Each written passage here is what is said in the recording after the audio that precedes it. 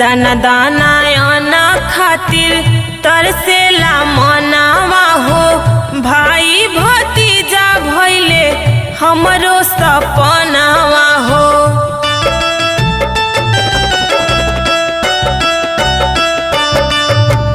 दाना दाना आना खातिर तरसेला मनावा हो। भाई भतीजा भइले हमरो सपनावा